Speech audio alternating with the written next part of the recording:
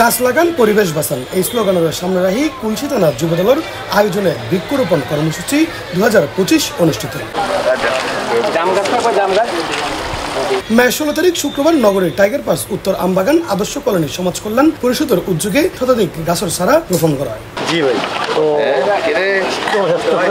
চট্টগ্রাম মহানগর ছাত্র দলের যুগ্ম আহ্বায়ক মোহাম্মদ আরিফ রহমানের সঞ্চালনায় সভাপতিত্ব করে কুলসি থানা যুবদলের সাবেক আহ্বায়ক হেলাল হোসেন হেলাল। এই সময় উদ্বোধক হিসেবে উপস্থিত আছেন চট্টগ্রাম মহানগর যুবদলের সাবেক সভাপতি মোশাররফ হোসেন দীপ্তি।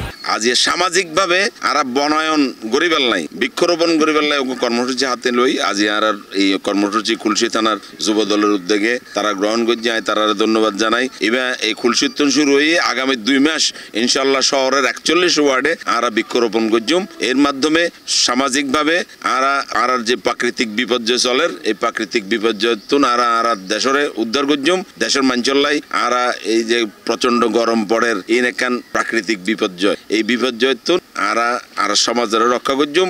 এছাড়াও উক্ত বৃক্ষরোপণ কর্মসূচি আরো উপস্থিত আছেন মহানগর যুবদলের সাবেক সহসভাপতি আজমল হুদা রিঙ্কু, মহানগর ছাত্র দলের সাবেক সহসভাপতি আমজাদুল হাসান, উত্তর আমবাগান আদর্শ কলোনি সমাজ কল্যাণ পরিষদের সভাপতি হেলাল হোসেন মহসিন, কুলসি থানা যুবদলের সংগঠক ও উত্তর আমবাগান আদর্শ কলোনি সমাজ কল্যাণ পরিষদের সাধারণ সম্পাদক মোহাম্মদ রিয়াজুল ইসলাম কাজল, জিয়া মঞ্চ সভাপতি জহিরুল হাসান জীবন, কুলসি থানা যুবদলের যুগ্ম সম্পাদক জামিল হোসেন, সংগঠক মোহাম্মদ মুসা, জামাল হোসেন, 13 নম্বর ওয়ার্ড যুবদলের যুগ্ম আহ্বায়ক মোহাম্মদ সোহেল সহ আরো বোধকে। আমরা একটি সুন্দর বাংলাদেশ, সুস্থ বাংলাদেশ, সুস্থ নাগরিকদের বাংলাদেশ করতে চাই। সুস্থ নাগরিক হতে হলে আপনারা জানেন আমাদের জীবন যাপন নিঃশ্বাস প্রশ্বাসের জন্য আমাদের অক্সিজেন প্রয়োজন হয়। এই গাছ এই বৃক্ষ একদিন আমাদেরকে প্রকৃতি থেকে কার্বন ডাই অক্সাইড শুষে নিয়ে আমাদেরকে অক্সিজেন সাপ্লাই দিবে।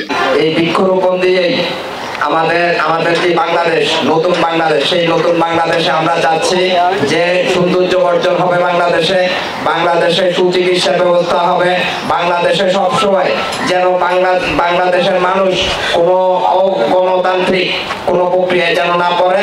আমরা সবসময় চেষ্টা করবো এই বাংলাদেশ যেই গণতন্ত্র প্রতিষ্ঠিত হয়েছে সেই গণতন্ত্র যেন সবসময় প্রতিষ্ঠিত থাকে।